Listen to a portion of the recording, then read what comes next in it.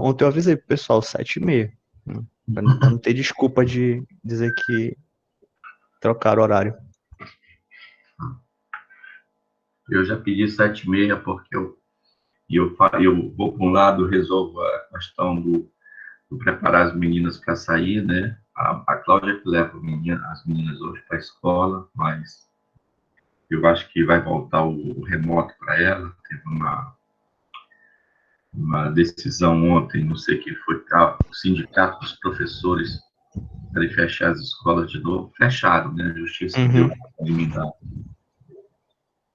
Mas a minha filha foi para aula, sabe que amanhã não vai poder ir. Vamos lá, né? Entendi. Já tá gravando já. Anderson, essa cobertura de sedimentares diversas, esse pequeno parágrafo que nós temos aí, nós vamos ter pelo menos uns 6 artigos para vocês lerem, só para colocar exatamente dentro desse parágrafo. Tá? Que são artigos sobre o arenito gomar, artigos sobre a formação em Pixuna, artigos sobre a formação Pirabas e a formação Barreiras. Tá? Pelo menos 4 formações vão entrar aqui. Dentro dessas 4 formações vão ter uns 6 ou 7 artigos. Tá? E vocês vão ler e fazer um resumo. Tá? Poderiam fazer uma espécie de uma resenha já desses artigos, né, para poder colocar na nossa coluna geológica esses trabalhos, no tempo, a característica dela, se é rocha sedimentar, se não é, se tem ambiente de deposição e assim por diante. Tá? Então, essa cobertura sedimentar diz, reunidas sob a denominação genérica, você vê uma denominação assim muito geral, de apenas coberturas sedimentares. Aí está caracterizando sob rochas sedimentares. Então, a sua nomenclatura, né, a sua estratigrafia formal vão ser as formações, grupo e formações, que é formação de igarapé de areia, igarapé, Viseu e Piriá. Essas aqui, tá, elas já possuem um caráter metamórfico, tá? Elas já passaram, então elas são mais antigas, então elas passaram por um processo de metamorfismo. Que no mapa serão essas aqui, ó. Essa de Igarapé da Areia, tá? Essa daqui, a Peritoró, e tem mais uma outra. Peritoró, Igarapé de Areia e a Viseu. Cadê a Viseu? Viseu.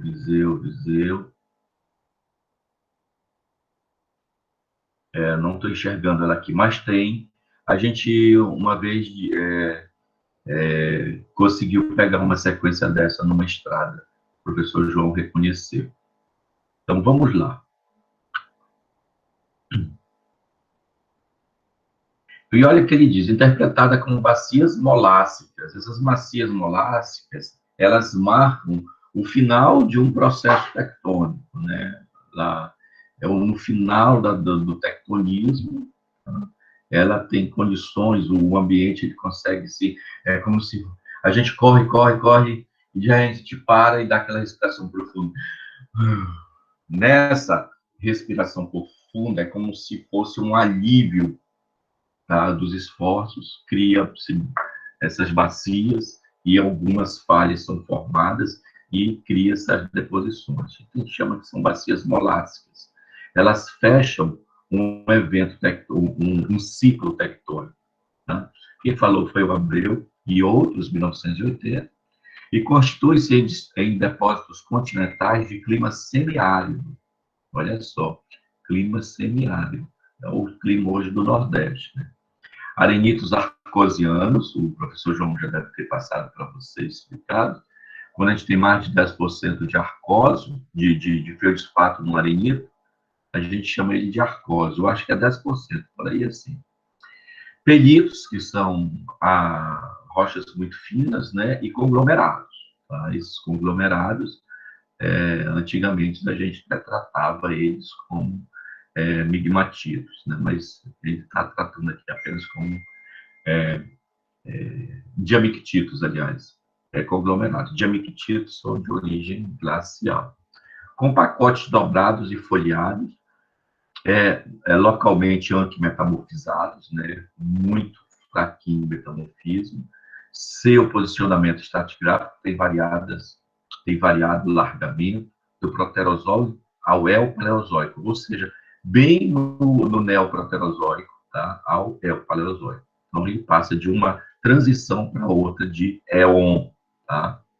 Em função das diferentes concepções evolutivas adotadas para a região, de Abreu, 1980, Pastana, 95, Costa, 2000. Cobrindo toda a região da figura 1, que era a que eu mostrei. Ocorrem extensas bacias sedimentares fanerozoicas intracratônicas, ou as rochas ainda parte do crato, né, já estabilizou, já se formou o crato, parte da crosta. Tá? Então, elas abrem, formando essas bacias, e que eles chamam de margem continental passiva. Então, o que é uma margem continental passiva? É o que nós temos hoje, né? Elas não são colisionais, elas são passivas, né? A tectônica, não tem nenhum sistema de subducção, de nada, né? Nada é compressivo, então a gente chama de passivo. Então, a discussão dos dados geocronológicos, o que é que ele vai fazer? Ele vai pegar todas as informações, ele vai pegar todo o... Como é que se diz? Os dados geocronológicos existentes no passado, ele vai trazer para os dados que ele levantou e vai começar a discutir, colocar uma consideração aqui, outra ali, ele vai refutar por que aquele termo está sendo usado. O que é refutar? Ele vai discutir, ele vai provar, ele vai dar a opinião dele e mostrar por que faz sentido. Então, isso é refutar uma coisa. Tá? E ele traz logo aqui embaixo, ele faz uma palavrazinha, né? Shrimp. Tá? As idades obtidas pelo método de evaporação chumbo em monocristais de zircão, ou seja, ele separou os cristais de zircão e fez a liberação do chumbo dentro dele, capturou esse chumbo num espectrômetro de massa e chegou à idade mínima, tá? Ele disse que considerou como idade mínima, visto que não é possível avaliar o grau de discordância das mesmas, né? Ou seja, o grau de perdas que essas rochas foram submetidas e foram perdidas ou ainda estão enterradas, né, no parecer. Entretanto, estudos comparativos mostram que essas idades costumam se aproximar às obtidas pelos métodos urânio-chumbo, tá? Convencional, que é em zircão, tá? Ou shrimp. Tá? O que são esses shrimp? Esse shrimp é um método também radiométrico, tá? De datação. É um método que a gente escolhe um mineralzinho e a gente vai lá e faz uma espécie de uma microsonda desse mineral e analisa, tá? Vai analisar a idade dele pelo método que ele utiliza. Então, como a gente fala assim, ele é uma datação pontual. Então, você vai ali naquele pontinho da rocha, escolhe o mineral, por exemplo, a badaleíta, a mozonita, a monazita. A monazita são minerais que podem ter urânio, até porque a monazita é um desses minerais da cadeia do grupo do urânio, tá? Que ele é radioativo. Então, vai lá e fura essa monazita, recolhe todos os gases que tem dentro dela e faz a datação. Então, esse shrink é um termo dado para datação localizada.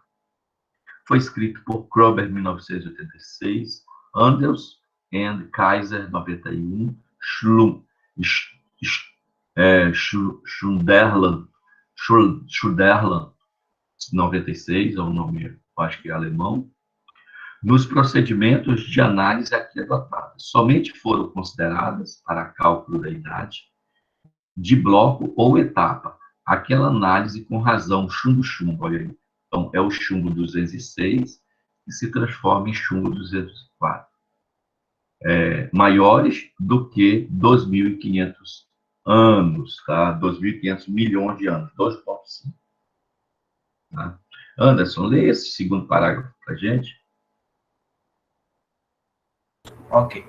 No caso do granito areal, as idades de etapas da evaporação se repetem, dentro dos limites do erro analítico, em diferentes cristais de zircão. Dessa forma, uma idade média pode ser calculada: 2.149 milhões de anos a mais ou menos 4 milhões de anos, similar à obtida para a outra amostra, do mesmo granitóide, e é interpretada como a idade mínima de cristalização do granitóide. Tá? Então, eles sempre trabalham essa idade mínima. Por quê? Porque eles não têm, só se eles tivessem dois agrupamentos de zircão muito definidos no tempo, né? Mas se eles tivessem esses dois agrupamentos, eles poderiam dizer, olha, esse mesmo granito, essa idade máxima e essa idade mínima. Então, essa idade mínima, eles sempre trabalham, utilizam esse termo idade mínima, porque eles têm essa perda, essa discordância do que passou desde o início da cristalização. Por isso que eles dizem que é idade mínima. Tá? Continua a ler. Nas amostras do complexo Maracasumé, uma ampla variação de idades foi obtida, com pouca reprodutibilidade entre as etapas de evaporação dos diferentes cristais, de forma que o cálculo de uma idade média não tem significado. A idade obtida para zircão 14 entre 2.135 milhões de anos a mais ou menos 4 milhões de anos. É a de melhor qualidade e menor erro analítico, sendo interpretada como a idade mínima de cristalização do protólito do gneiss. Pois é. Ele falou de zircão 14, deve ser o grão 14, tá? Eles tinham uma série de grãos, deram nome para esses grãos, né? Chamaram que essa foi a análise 14 desse zircão. E esse complexo Maracasumé, eles já são protólitos, tá, de gneiss, ou seja, são alto grau metamórfico. Eles estão passando de xisto verde alto para anfibolito, tá? Então, quando ele passa, né, aqui, esse metamorfismo já atingiu essas rochas do complexo Maracasumé. O complexo Maracasumé, vou voltar aqui no mapa, é essa janela tectônica aqui, tá, gente? Tá, então, isso aqui são gneiss, são alto grau metamórfico, até anfibolito, tá? Já tem anfibólio nas unidades. Aí ele diz o seguinte, mais uma informação importante aqui.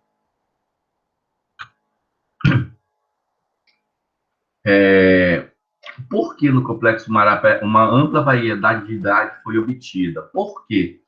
Porque como ele já chegou a um protólito de gneiss e alto grau metamórfico, a temperatura foi muito. O que acontece com os zircões? A temperatura e a pressão que eles são submetidos, às vezes eles têm a perda, tá? Eles vão se fragmentar, eles têm alguma fraturazinha no mineral e tem essa perda do chumbo, do urânio deles. Então, tem uma variação e apenas esse cristal aqui, 14, teve uma variação dentro daquilo que eles estavam trabalhando como média de segurança, mais ou menos 14 milhões de anos. Aí eles mantiveram esse 2,135 milhões de anos. Continua falando, Lena. As idades menores podem representar perda de chumbo radiogênico. Por exemplo, é isso, professor? Exatamente. Por exemplo, olha, a perda de chumbo radiogênico, exatamente porque o metamorfismo abriu o sistema, né? E tem essa perda de chumbo radiogênico, eu tinha acabado de falar. Por exemplo, Van der Hauger, et al., 1998, escreveu sobre isso. Cujo significado, se geológico ou não, ainda é desconhecido. No que concerne ao mobilizado leucogranítico, também foram obtidas idades variadas que não permitem o cálculo de uma idade média. As idades arqueanas são interpretadas como reflexo de uma fonte mais antiga, enquanto que as idades paleoproterozoicas podem estar refletindo tanto uma fonte dessa idade como a própria cristalização do leucogranito. A ocorrência de uma idade algo menor em temperatura mais alta, amostra EK18b, zircão 9, precisa ainda ser investigada, não existindo discussão sobre o caso na literatura, sobre o método aqui empregado. Questões analíticas improvável ou relativas à estrutura não uniforme dos cristais podem estar envolvidas. Pois é, olha, normalmente, quando essas rochas são muito antigas, tem esse tipo de problema, né? O sistema é aberto por causa do metamorfismo, muito tectonismo. Mas existe alguns casos, tá? Alguns não, casos assim extraordinários, que o sistema não é aberto, ele passa muito tempo, são rochas muito antigas, acima de 2, 3 bilhões de anos, rochas arqueanas mesmo, que são preservadas, completamente preservadas. Vou dar um exemplo para vocês, Carajás. Carajás, todo o sigmoide Carajás, que eu já mostrei para vocês, aquela forma alveolar, né, alongada, tipo um olho, que tem 360 quilômetros leste-oeste, só a linha da, da falha Carajás, aquilo é uma estrutura que está completamente preservada, nem metamorfismo atingiu essas rochas de 3,12 bilhões de anos. 3,12, para você ter uma ideia. Tá? O magmatismo mais novo lá, 12,7 bilhões de anos. Então, quando isso acontece, né, a gente diz que são estrutura PODS, P-O-D-S, tá? Uma estrutura PODS foi uma estrutura que ficou preservada. Então, a deformação aconteceu em toda a sua borda e ela no centro ficou preservada. Só que em Carajás é uma mega estrutura PODS que a gente pode considerar. Tá? Mas, normalmente, quando a gente tem rochas muito antigas e que foram metamorfizadas, nós temos a abertura desses sistemas. Ele diz aqui mais também que mobilizados leucogranito. O que são esses mobilizados leucogranitos? São, durante o processo de aquecimento, já no metamorfismo, né? O que é que acontece? Os minerais de temperatura mais baixa, que são os minerais claros, que são aqueles minerais que você estudaram, professor Arquesi, que vão formar os leucogranitos, os granitos mais claros, né? Os leucos claros, que são o quartzo, o feldspato, eles se mobilizam, eles se remobilizam, eles são deslocados. Então, eles formaram verdadeiras fusões dentro desse pacote aí esse pacote de rochas metamórficas, tá? E dentro dessas remobilizações, eles tinham dificuldade para encontrar um zircão que tivesse dentro daquela margem de erro, mais ou menos 4 milhões de anos. Só que eles acharam na amostra EK18b o zircão C9. E o zircão 9 apresentou essas cristalizações, essas condições. Tá? Professor, Oi. Porque eu não entendi lá no início desse parágrafo. Você pode voltar à questão da idade? Não, não é para ele. O início do parágrafo que eu acabei de ler, professor. Esse aqui. Isso, idades menores podem representar perda de chumbo radiogênico, eu não entendi.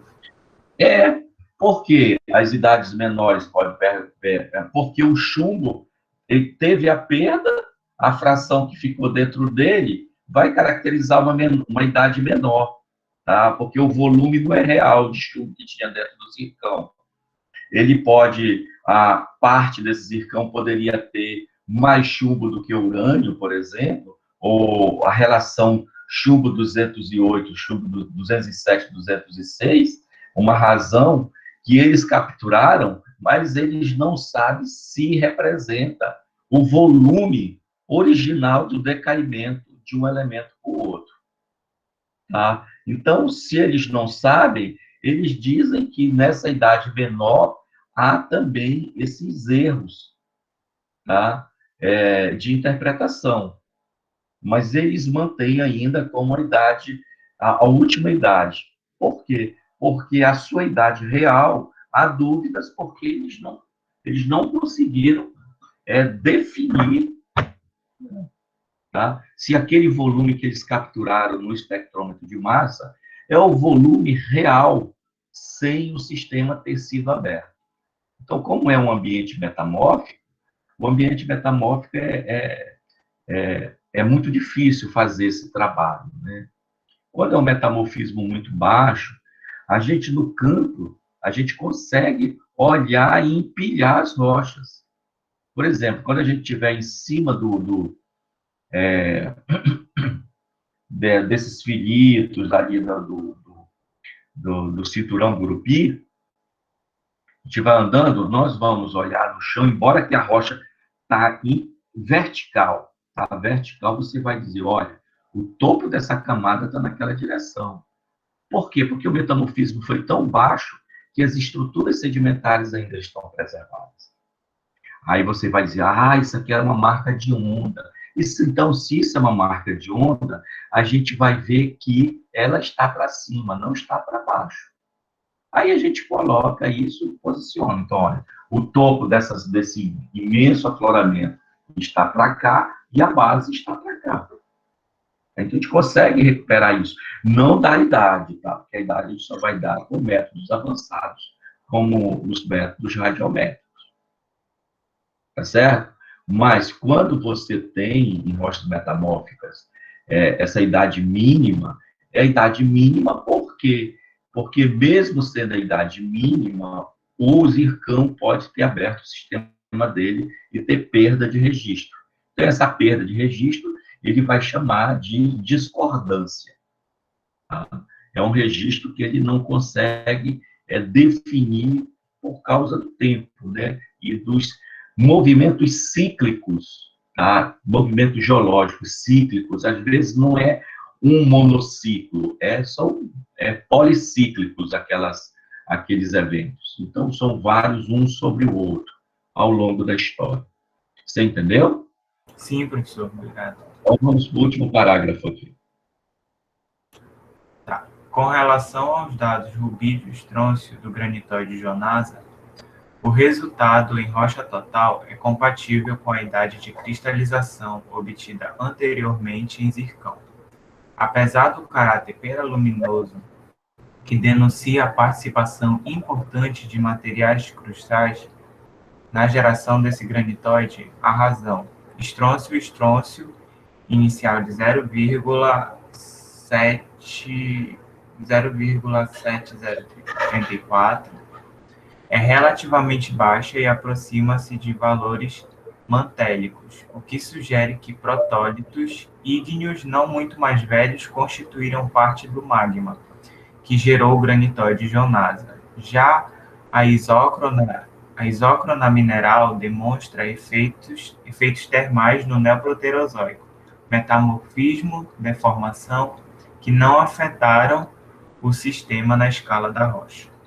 Olha, um parágrafo assim, que eu diria de muito raciocínio. Olha, ele diz o seguinte, ele traz aqui a razão. O que é a razão, pessoal? A razão é a relação entre dois dois elementos, né? No caso aqui, elementos químicos. A razão estrôncio 87 e estrôncio 86 é de 0,7034. Esta razão isotópica, tá? Isso aqui é uma unidade, é uma informação isotópica. Entre eles, quando você vai dividir um pelo outro, tá? Ele diz que esse valor aqui, tá? Ele diz que são valores mantélicos. O que são valores mantélicos? São rochas que são informações derivadas do manto. Tá? Mas antes, quando ele diz que a idade rubi de estrôncio desse granitóide Jonasa, tá vendo aqui? Esse aqui, que está aparecendo, ele fica solto no meio dessas unidades aqui de coberturas sedimentares. Nós vamos visitar esse Jonasa.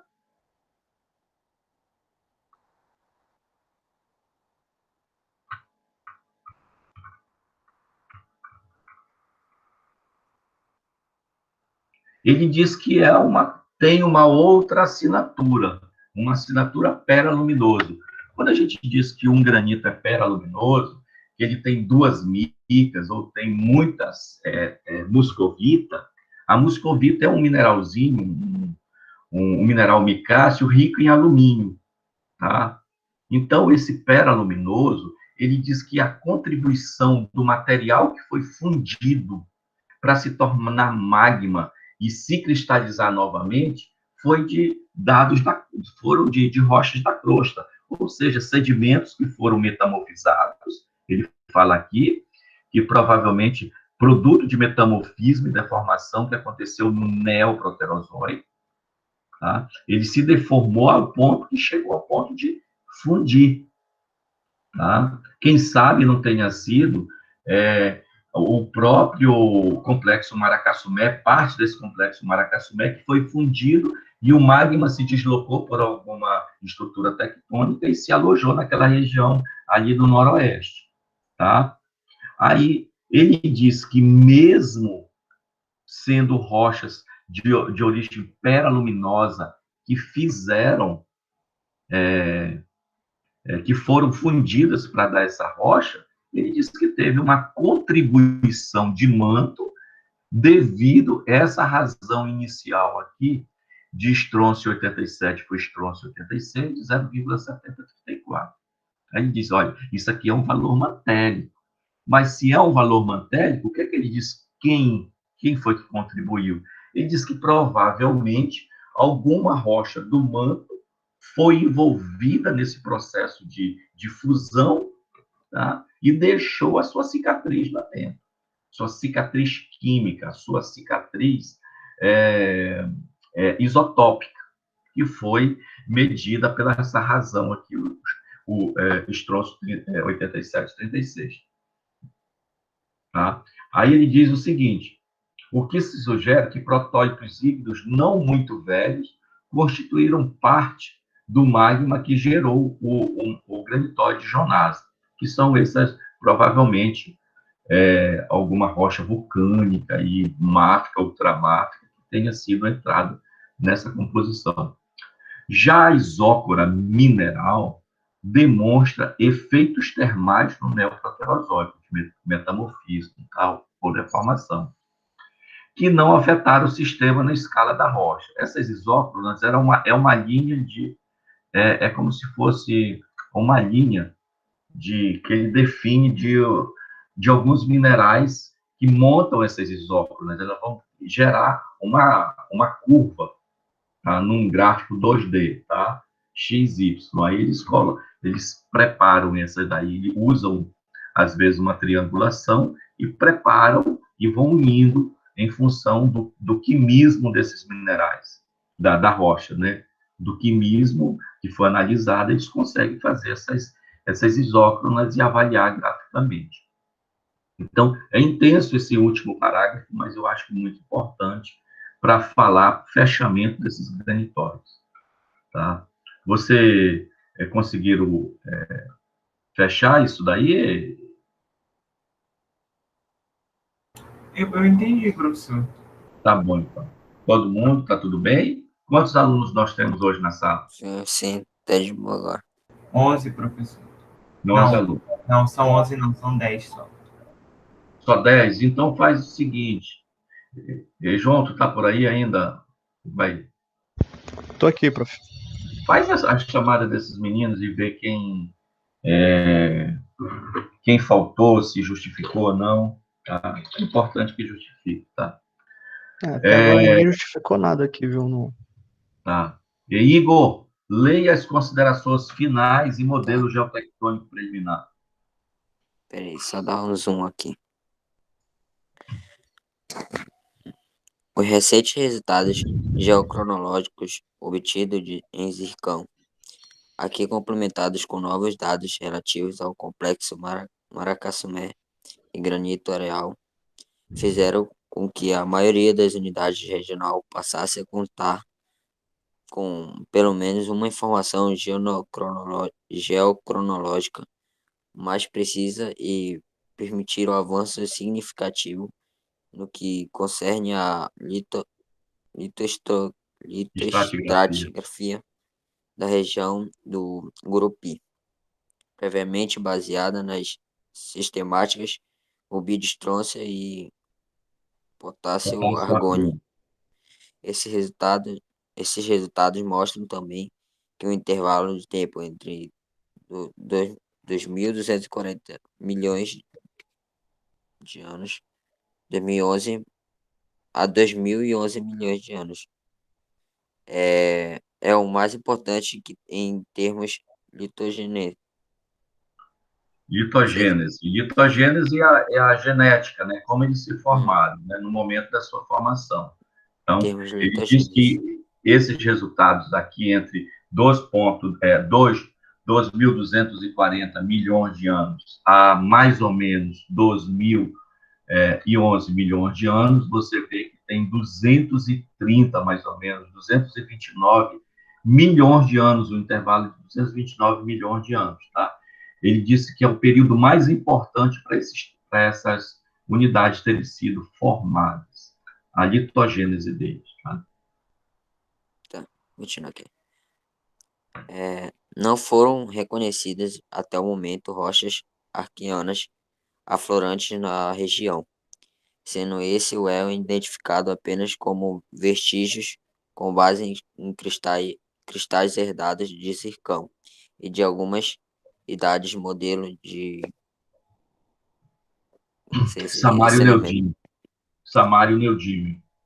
Da mesma forma, rochas mais jovens do que 2 giga-anos, o que é 2 bilhões de anos. são muito limitadas, sendo comprovado até o momento somente o granito Ney Peixoto, que é 549 milhões de anos, e possivelmente a rocha alcalina de Boca Nova, que é 723 milhões de anos, isócrona a Em rubi de isótono estronço. de estronço. Então, você vê que ele diz que não tem rocha arqueana, ou seja, acima de 12,5 bilhões de anos. Mas ele diz que conseguiram encontrar zircão herdado dentro das outras rochas, tá? Vamos dizer, teve uma fusão parcial, e essa fusão parcial teve algum zircão lá que ficou lá dentro, não entrou em estado de fusão, tá? E ele ficou como um registro da rocha que que ele se formou anteriormente, tá? Então ele apenas é herdado, então não pode ser dado como uma idade para você caracterizar na região. Eu vou ler isso aqui. Ok.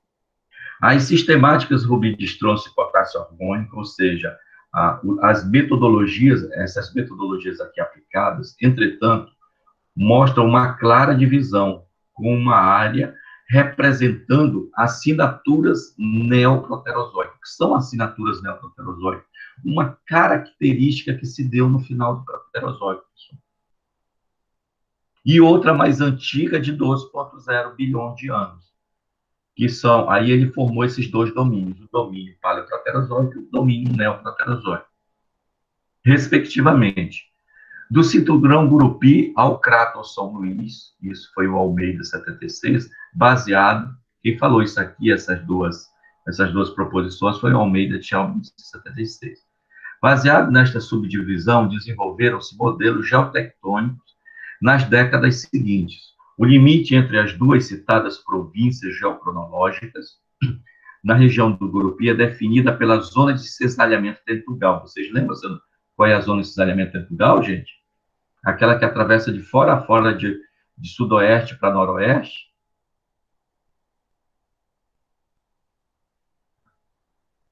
Olha, ele dá uma importância muito grande para essa estrutura aqui, ó. Vocês estão vendo?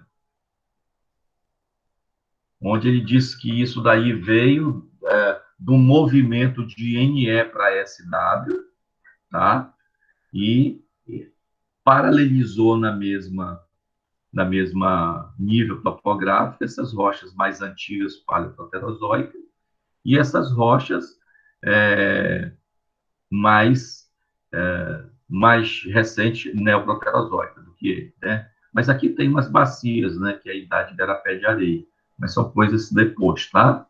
Então, veja só, ele disse que essa zona tentugal aqui, essa zona de saneamento tentugal, é muito importante para essa história geotectônica da região. Definida por Hassuí et al., 1984, que coincide também com uma descontinuidade geofísica. Quem falou isso foi Abreu e Lesker, 1985.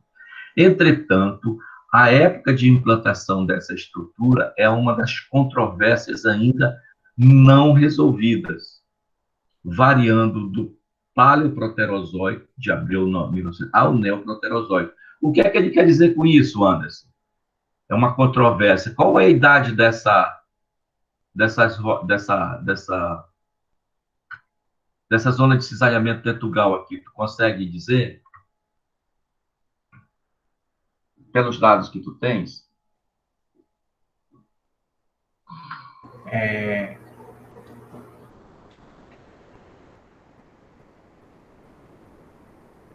Bora, Igor, ajuda aí. Tabita, ajuda. Qual a idade dessa estrutura aí, a zona de cisalhamento tentugal? Por que ela não aparece aqui? Ela não aparece porque os sedimentos cobriram, tá? Mas ela é muito longa. Se essa rocha aqui é paleoproterozoico, 2.0 a média, e essa daqui é neoproterozoico, em torno de... uma variação. De 600 milhões de anos, qual a idade dessa zona de cisalhamento tentugal?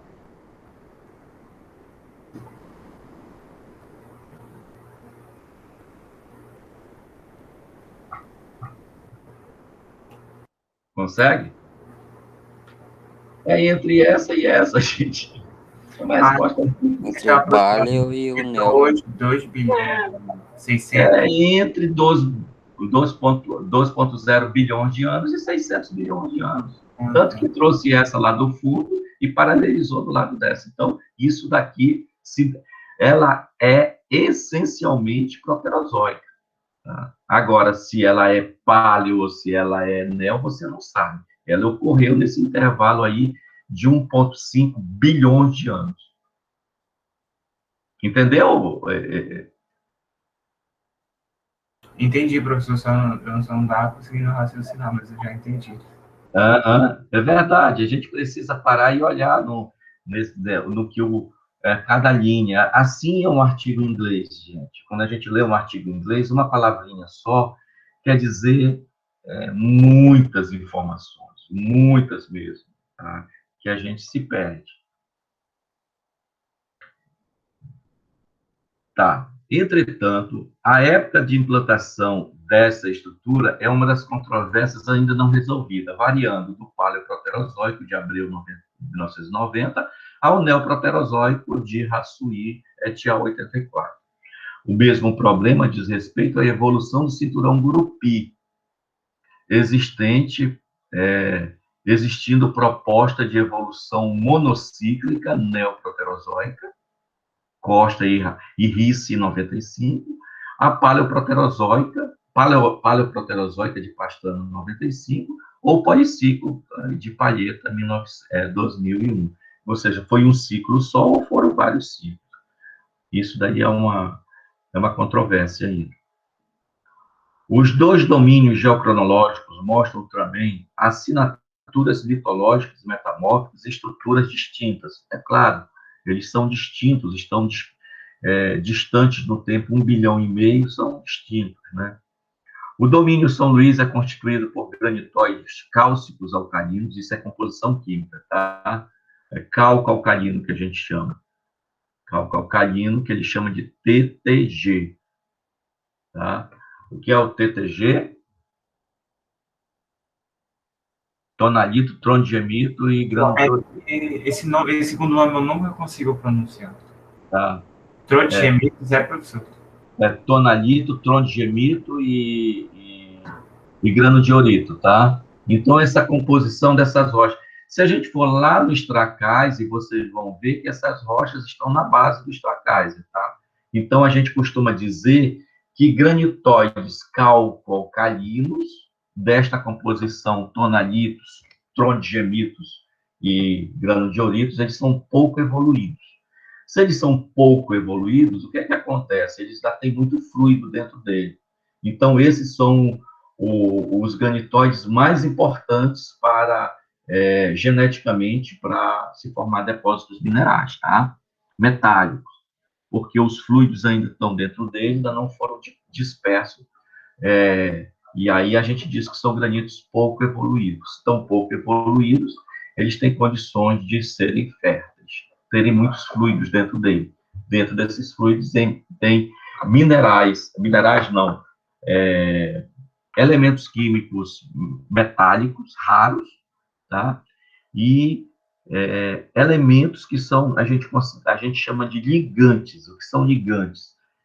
É como se fosse um ímã, ele pega um daqui, outro dali e cola nele, tá? Como o enxofre, o cloro, tá? Então, esses elementos a gente chama de ligantes. Associados à subducção de arcos vulcânicos, tá? Olha só, um termo importante. Subducção, provavelmente teve um ambiente colisional, tá? Em arcos vulcânicos, né? Então, você tem essa colisão, esse evento colisional, como é nos Andes, né? E lá teve muito extravasamento de rochas vulcânicas, tá? Então, os arcos magmáticos que aconteceram foram basicamente, essencialmente, vulcânicos. Mas teve, dentro desses arcos vulcânicos, formaram sequências vulcano-sedimentares, que já estão metamorfizadas, metavulcano-sedimentares, e foram metamorfizadas no face xisto verde, tá? Ou seja, o metamorfismo inicial.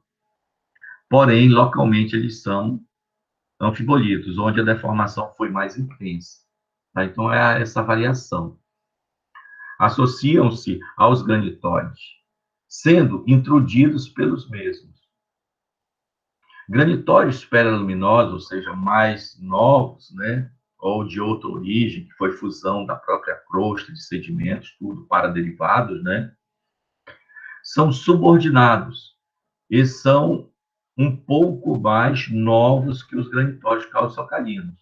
Estruturalmente, é um domínio mais preservado da deformação tectônica importante. Quando vocês forem para o campo, vocês vão ver que os granitóides estão totalmente preservados, não tem metamorfismo nenhum sobre eles. Tá? A estrutura ígnea está bem preservada, ela é isotrópica. Tá? Os cristais, eles estão ali muito bem, cristais ígneos mesmo, textura ígnea. Então, são esses granitóides aqui mais peraluminosos ou granitóides mais novos. Tá. Estruturalmente são mais preservados, a deformação tectônica mais importante. Leia para mim agora, Anderson. O domínio Gurupi. O domínio Gurupi é constituído por uma sequência metavulcano-sedimentar metamorfizada em face xisto verde, localmente anfibolito, gnáceos dominamente ortoderivados, em faces anfibolito, localmente migmatizados. com intercalações de rochas metasedimentares e fáceis anfibolito. Esses conjuntos encontram-se altamente deformados por uma tectônica compressiva e direcional, o que provocou lenticularização e alongamento das unidades e do domínio como um todo, segundo NWSE. Granitóides peraluminosos, supostamente intrusivos nesses conjuntos, encontram-se também deformados em maior ou menor proporção. E, professor, só uma dúvida: ortoderivados são os que originam do magma, não é? Os ortos derivados são rochas que foram fundidas ou metamorfizadas de rochas magmáticas, tá? Então, quando são paraderivadas, esse magma gerado, esse granitóide gerado, vieram de sedimentos, tá? Então, os dois chegam à fusão, tá? Na evolução do ciclo das rochas. Só que um veio de sedimentos, tá? Sedimentares, metamórficas, fusão formou magma, e o outro do próprio magma cristalizou, depois deformou e foi direto para o magma novamente. Então, esses dois ciclos diferentes, tá? Então, quando tem esses dois ciclos diferentes, a gente diz que essa evolução dos dois ciclos, um veio de um sistema aberto e o outro se manteve no sistema fechado, tá? Um lá em profundidade não teve a possibilidade de um dia ser rocha sedimentar, e ele entrou nesse ciclo, fusão, fusão, cristalização, metamorfismo e fusão, tá? E o outro foi mais evoluído, né? Teve a fusão, se expôs, se transformou em sedimentos, erodidos sedimentos, rochas sedimentares, metamorfismo e fusão novamente, tá? O ciclo foi diferente, né? Um pouco mais aberto. Então, quando a gente faz esta evolução, que envolve rochas lá muito antigas, tá? Antigas não muito profundas, lá do manto, essas rochas vão se enriquecendo de outros elementos, tá? Então, esse enriquecimento vai mudando a composição do magma, do manto. Então, o manto atual, tá? Nos dias atuais, ele tem uma composição completamente diferente daquele manto lá no Arqueano. Tá certo? Por quê? Porque ele vai assimilando pedaços da crosta ali, ele fica ali embaixo, aí ele vai assimilando parte da crosta de cima, né? Então, vai caindo pedaços, ele vai assimilando, esses pedaços que vai caindo da parte superior do manto, esses pedaços vão se fundindo também, e vai mudando a composição. Isso é importante nesse processo de evolução, da geração de novos minerais, de novos tipos de depósitos minerais, e assim por diante. Então, a gente tem uma teoria que fala da morbe. O que é o morbe? É aquele manto, tá? Que foi depreciado. O que é depreciado? O que é a palavra depreciada? É empobrecido no decorrer da história. Então, o nosso manto superior, hoje, não é o manto mesmo original lá do passado do Orquiano, porque ele foi enriquecido com outros minerais, tá? Minerais crustais, e isso causa uma depreciação da sua composição original, certo? Então, isso é importante. Aí ele diz uma coisa mais importante aqui também. E esse conjunto encontra-se altamente deformado em uma tectônica compressiva e direcional. Ou seja, tem um choque de placas ali, em toda essa região do grupo Gurupi, do domínio Gurupi, e ele se deslocou lado a lado, as rochas, formando estruturas transcorrentes e estruturas de cavalgamento. Tá certo? Então, a gente vai lá e a gente encontra essas estruturas. E ela é importante na acomodação dos depósitos minerais. Continua, Anderson. Os dados aqui sintetizados sugerem a existência de intensa atividade magmática, metamórfica e tectônica entre 2,2 e 2 bilhões de anos, com possível geração de crosta juvenil mais para o início desse ciclo, e mais ligada ao domínio São Luís e maior retrabalhamento crustal. Zircões herdados, idade modelo,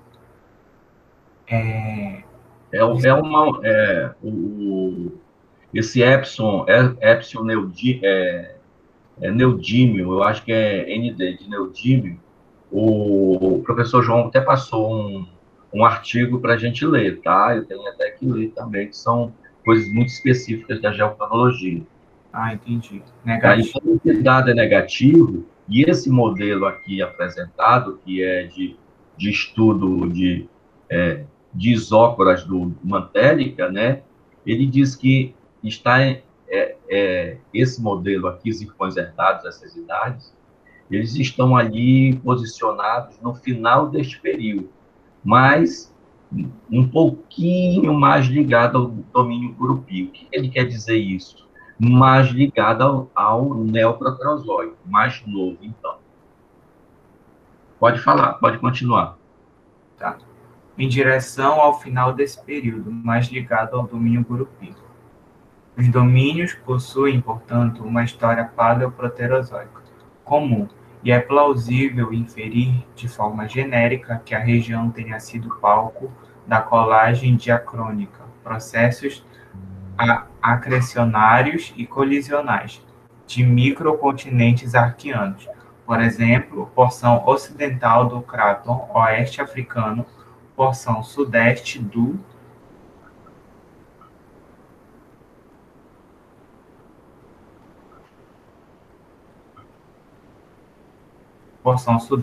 escudo das Guianas, arcos magmáticos, limitadas bacias oceânicas e ou continentais e pequenos cinturões colisionais.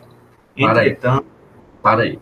Olha só, essas zonas acrecionais, pessoal, imagina ali na Cordilheira dos Andes, essa subducção que está acontecendo é de crosta inferior com crosta superior. Aqueles sedimentos que existem ali, ou rochas sedimentares, elas vão se metamorfizando, tá? Isso em profundidade. Parte dela vai se fundindo, gerando magma, e esse magma sobe, tem vulcanismo, e tem granitóides ali se formando, mas é como se esse choque foi pegando rochas mais juvenis, mais novas, tá? E soldando a rochas mais antigas, tá? Então, essa solda é que ele chama, aqui, ó, ele chama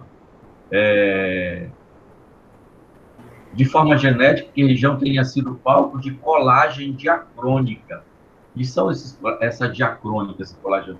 São processos acrecionários e colisionais. Então, vai aumentando, espessando a crosta ali, né? Ele vai espessando, tanto do ponto de vista vertical como lateral, vai espessando, tem dobramento, tem tudo. Tá? E esse processo acrecionais se dá com microcontinentes arqueanos, provavelmente. Aí dá um exemplo dessa parte oeste, que eu já falei para vocês, do cinturão Ashanti, e ele diz que pode ter relação que colou com o escudo das Guianas. Aí tu vê um conceito diferente, que é escudo. O que é o escudo? É aquela parte do cráton que aflorou. Então, ela é muito mais... ela é um pedaço assim menor. Então, o escudo, ele também é crato. Só quando ele aflora, tá, a gente dá o nome de escudo. Então, ficou conhecido na literatura o escudo das Guianas. Então, é parte do crato que está descoberto naquela região. E também o escudo, ele está já estável tectonicamente, tá certo? Ele não tem mais movimento tectônico. Continua. Entretanto, Entretanto, a delimitação de cada um desses elementos ambientes envolvidos nessa colagem ainda carece de aprofundamento. O metamorfismo e, pelo menos, parte da estruturação regional devem ter acompanhado o final desse evento, conforme se deduz da idade rubídio-estrôncio em minerais, mostrada pelo granitóide peraluminoso Maria Suprema. Esse quadro assemelha-se ao que é descrito para o mesmo período de tempo em outras porções da plataforma sul-americana, por exemplo, Brito Neves et al. 2000.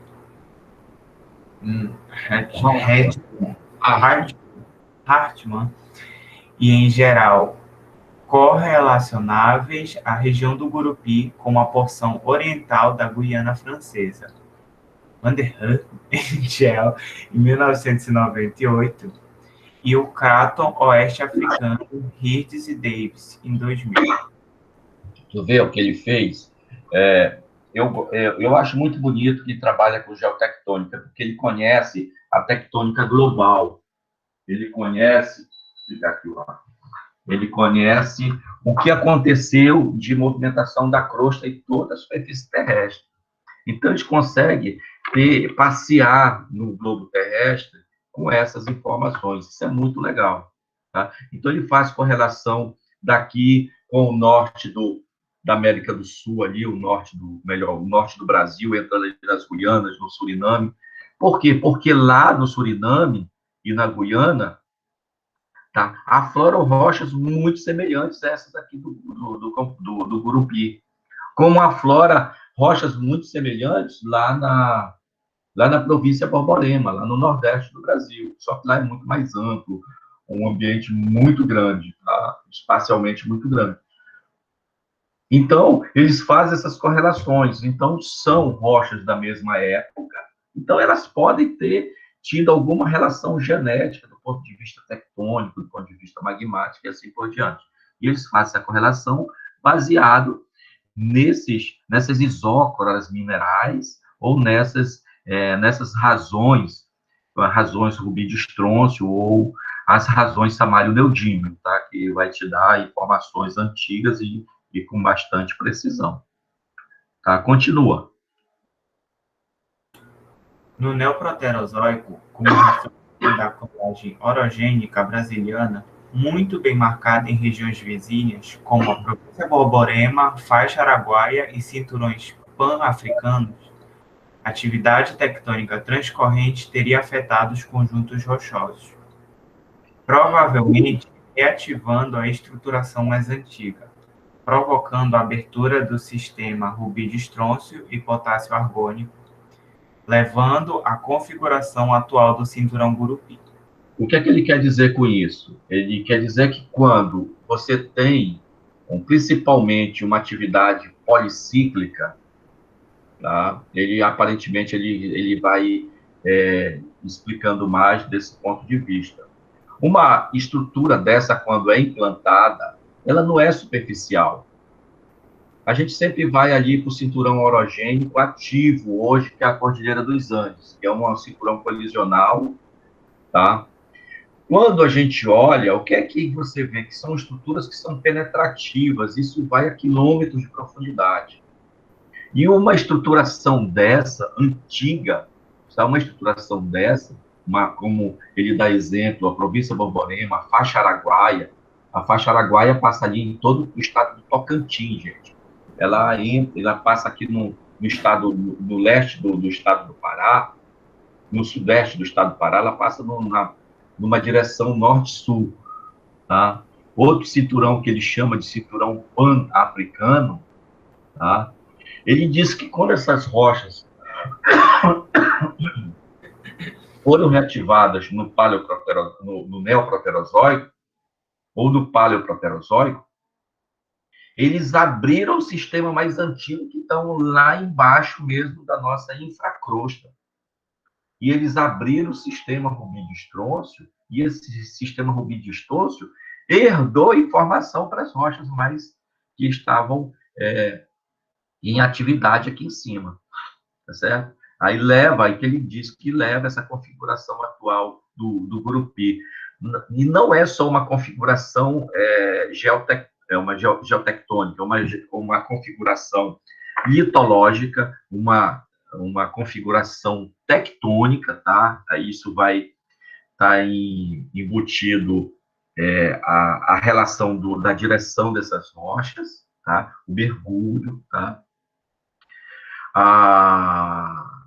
Envolve também a metalogenia dessas rochas, tá? O grau metamórfico e, mais importante, envolve, tá, a geocronologia delas. Então, tudo é um envolvimento, tá, para levar a atual configuração, ao atual desenho, a gente costuma dizer, a atual arquitetura dessas rochas. Tá certo? Vamos lá. Pouca litogênese está associada a esse período, sendo confirmado até o momento apenas o granito Ney Peixoto. Apesar das características colisionais desse granitoide, a existência de uma segunda colisão é questionável, e sua sugestão precisa ser acompanhada de outros elementos. A colocação desse tipo de granitoide em zonas transcorrentes é plausível. Não consigo enxergar esse nome aqui. É Kruster. É Kruster. É tchau. Kruster et al. 2001. Tá. Não se descarta também a possibilidade de existência de sedimentação brasiliana, embora o seu rastreamento seja bastante difícil, devido à ausência de fontes ígneas e metamórficas brasilianas suficientes para gerar detritos. Por exemplo, tá? Mesmo que tenha havido sedimentação no brasiliano, as fontes serão virtualmente todas paleoproterozoicas. Tá. Agora eu quero uma menina para ler isso aqui. Vamos lá, vamos ler? Estão caladinhos desde o início. Quem se propôs, já estamos no final do artigo. Quem as meninas que estão aí presentes?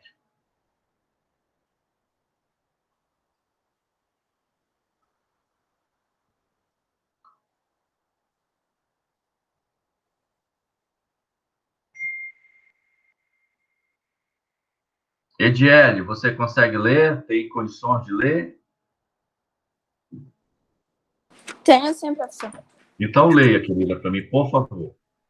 Para mim não, para nós. Aqui onde está marcado, né? Aqui também. Não, perdão. A época onde está marcado. Tá ok. A época do estabelecimento das bacias Viseu e Igarapé, de Areia e Piriá, permanece incerta, podendo tratar-se de um ou mais períodos de sedimentação. Quanto ao nefelinacienito, Boca Nova, é provável que a tentativa de ruptura da crosta Amalgamada no Paleoproterozoico tenha possibilitado a intrusão. Para aí, vamos Tá. ler esse pedacinho. Essas três bacias que ele fala, Viseu, Igarapé de Areia e Piriá, tá? Elas são aquela que eu fiz até aquele questionamento com vocês, né? Quem é a mais velha? Que está a sudoeste ou a que está a nordeste? Aí vocês disseram que era que estava a sudoeste. Sim, porque a divergência tectônica veio de sudoeste para nordeste naquele caso, tá? Aí ele diz o seguinte: é bastante ainda discutível, né, como ela se formou. Aí ele fala quanto ao nefelina cienito. Tá? Nefelina cienito, isso é uma composição química, tá? O nefelina cienito, ele é um gneiss, tá? Uma rocha metamórfica, e que vocês vão ver o bandamento. Aí dentro desse bandamento nós vamos encontrar nefelina. Tá? A nefelina é um mineralzinho de cor, ele é meio graxo, a cor do nefelina. Então, quando é que cristaliza a nefelina? pela ausência de sílica, tá? Ou pelo um magma pobre em sílica, o mineralzinho nefelina é cristalizado. Se cristaliza tanto nefelina, como se cristaliza sodalita. É outro mineralzinho. Então, ele não é um silicato, por ter pouco silício no sistema, pouco quartzo no sistema, ainda no estado iônico. Ele cristaliza um feldespatóide, ele não dá conta de cristalizar um feldespato. Aí se cristaliza um feldespatóide, tá certo? É um mineralzinho, que vocês devem ter estudado em mineralogia com a professora Kézia.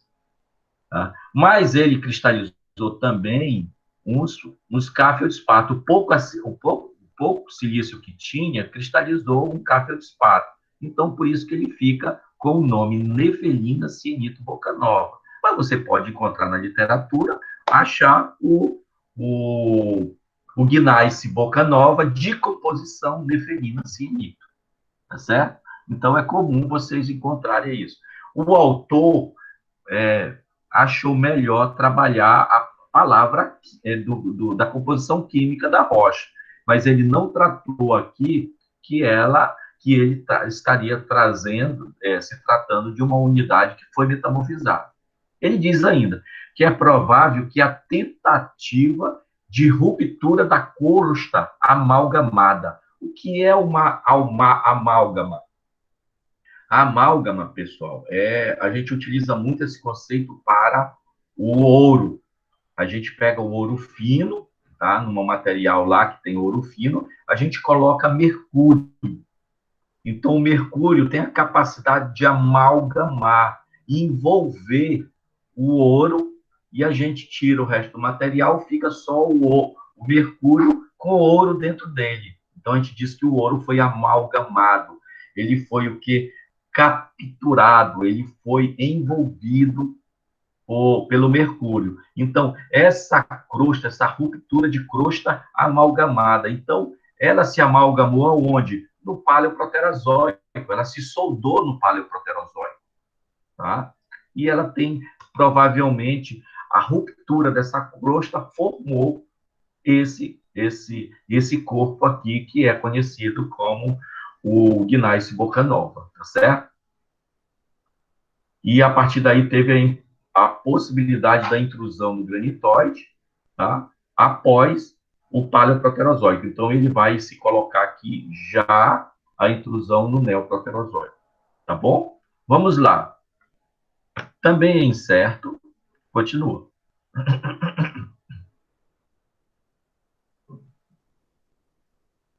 Alô, alô? Vou ler, cara. Também Pode. é incerto o significado do bloco Parnaíba, conjunto metamórfico não aflorante que constitui parte do embasamento da bacia do Parnaíba. Seu arcabouço litológico é formado principalmente por gneiss, xistos, quartzitos e milonitos. Assinatura semelhante à do cinturão Gurupi. Algumas dessas rochas foram datadas pelo método Rubi de estrôncio e potássio argônio, Kovac et al. 1976. Continua. com resultados similares ao do domínio Gurupi. Portanto, seu significado geotectônico faz parte do domínio Gurupi ou se constitui uma unidade autônoma, necessita ainda ser averiguado. Então, o que é que ele diz? Esse Kovac, ele trabalhou o bloco Parnaíba. O que é esse bloco? Mas quando ele fala bloco Parnaíba, ele está falando do embasamento. O que é o embasamento? São aquelas rochas que estão por baixo de toda a bacia do Parnaíba. Tá? Então, essas rochas que estão por baixo de toda a bacia do Parnaíba, ela diz que teve a mesma assinatura rubídio, estrôncio e potássio argônio, tá? Da faixa Gurupi. Quando ele fala isso, ele abre a mente dele e diz assim, poxa, será que o embasamento do bloco Parnaíba, que é o embasamento da bacia do Parnaíba, é a continuação, ou melhor, o cinturão Gurupi é a continuação do embasamento da bacia do Parnaíba? Provável, é possível. Por quê? Porque tem uma assinatura igual, tá? Assinatura rubídio estrôncio e potássio argônio. Então, esse Kovac falou, ainda falou mais ainda. Ele disse que é formado por gnais, xistos, quartzitos e milonitos, tá? Então, quartzitos, xistos, gnais e milonitos é a mesma composição do cinturão Gurupi. É por isso que ele fala que ele pode ser a mesma coisa. E se ele pode ser a mesma coisa, tá? O Gurupi é apenas um pedaço desse embasamento que aflorou aqui em cima, tá certo? É isso que ele quer dizer, mas ele diz que está em aberto, que precisa ser averiguado, tá? No artigo, a gente costuma, no final dele, de agradecer, tá? Os dados rubidistronços dos granitóides Jonasa foram obtidos durante o curso Técnicas Analíticas de Zeocronologia, feito pelo primeiro autor e ministrado pelos professores Cândido, Moacir Macambira, Tomás Scheller, da Paraíba. O Cândido, o Moacir e o Tomás Scheller, eu trabalhei com todos eles, foi meu professor o Cândido. O Moacir eu fiz a concentração de zircão do doutorado dele, era assim que eu ganhava dinheiro na época da geologia. E o Thomas Scheller é um alemão que você exatamente não entende o que ele fala. Ele foi meu professor de parte de microscopia de mineral 2 que a gente fazia, né? E ele e aos colegas que participaram do curso agradecimento à utilização desses dados inéditos e comentários feitos pelos revisores BB Brito Neves e JM Lafon, que é o Jean-Michel Lafon, que foi meu professor também. A professor do João, que foi professor nosso lá da geologia, foram muito apreciados. Contribuições do projeto Pronex, CNPq, FAPESP e aqui a identificação do projeto. Então, normalmente, a gente agradece isso. Tá certo? Vocês veem que todas as informações bibliográficas, numa informação bibliográfica, pessoal, olha aqui, o último nome da pessoa é o sobrenome dela, né? Abreu, então é Francisco, esse A não sei o que é, Francisco Assis Matos Abreu, tá?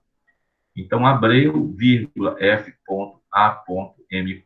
a idade, aí ele continua escrevendo, aí quando ele volta aqui para debaixo da terceira letra, tá? E assim que a gente faz uma referência bibliográfica, tá? Que a gente cita, tá, gente? Então, esse artigo eu entendo que ele está completo, que a gente estudou, e a partir de hoje já vai ser inserido para vocês uma gama de artigos para vocês botarem a nossa coluna de litoestratigráfica. Eu vou desenhar a coluna e vou deixar em branco para vocês, tá certo? Vocês vão pegar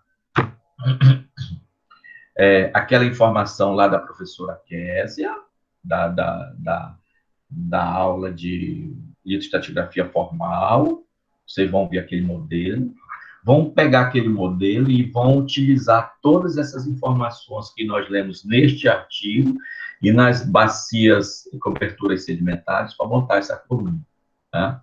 E isso será a primeira avaliação de vocês. A princípio, a primeira avaliação. Tá claro, gente? Sim, professor. Tá bom, então. Sim, Tá sim, bom. professor. Tá. O professor João tem que sair agora, tem uma reunião lá no IFPA. O professor João já é o nosso novo coordenador, tá? Vocês se dirigem a ele. Oi, Tabita, escreveu alguma coisa, Tabita? Sim, professor, eu escrevi meu nome porque eu não tô na minha conta do Google aqui, eu tô na conta da minha mãe, tá escrito Cristiane. Eu não pedi para a Cristiane Rodrigues responder a pergunta, porque eu sabia que era mãe de alguém, tá? Tá bom, então. Você tá bem, né, Tabita? Oi, professor. Você tá bem, né? Tô. Você tá bem?